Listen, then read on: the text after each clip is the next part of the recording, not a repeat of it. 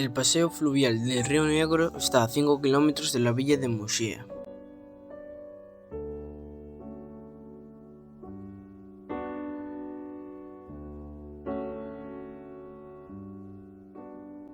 Concretamente se sitúa en el lugar de Os Muiños, que le debe su nombre a la gran cantidad de molinos que existen en la zona.